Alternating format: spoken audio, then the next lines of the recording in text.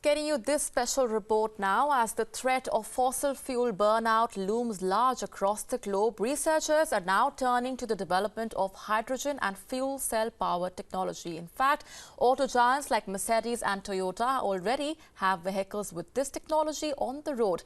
Keith White, the lab program manager of the Fuel Cell and Hydrogen Technologies program at the National Renewable Energy Lab in Golden, Colorado, took WION's Aisha Sindhu for a drive aboard Hyundai's F-Cell Tucson to talk more about the technology, its uses and what's needed to push it further. Take a look.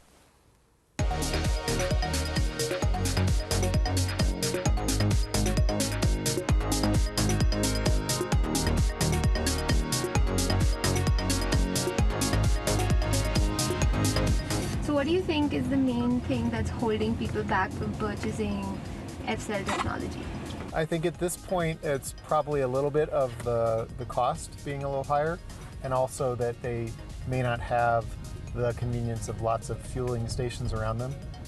So it really depends where you live in California. But now in Southern California, the Los Angeles area, as well as up in Northern California in the San Francisco Bay Area, there are enough stations now that most people who live in that area would have a fueling station close to them. So are you hopeful that pushing more research in this field and collaborating more perhaps with other automotive industry giants would sort of push prices down and therefore get people to opt? Yes, definitely. There is competition in this area for leadership and for zero-emission vehicle technology, and so the car companies are investing heavily in this, and each of the car companies has invested about $1 billion,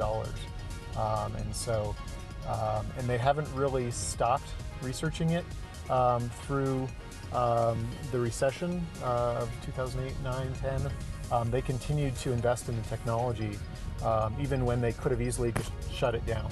They believed in it for the long term. In fact, Toyota launched their hydrogen fuel cell activity the same year they launched their Toyota Prius hybrid technology in the early 90s. And because of the fueling infrastructure for hydrogen, they went a little slower. They needed to make sure the fueling stations were going to be there before they could sell their car. So it's, you know, similar to a conventional car, except without the shifts. So the fueling stations on the NREL campus are not commercial, right? You can't. They are not. There's no credit card swiper.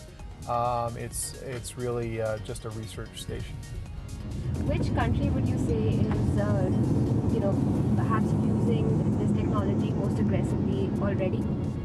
I think the United States is, and after that, maybe Germany or Japan. I'm not sure. Korea has quite a big investment as well, which is why Hyundai is so aggressively pursuing this.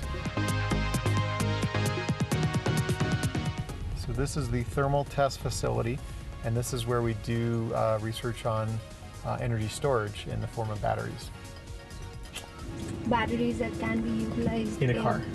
Yep. So I think Matt Kaiser will be your host here.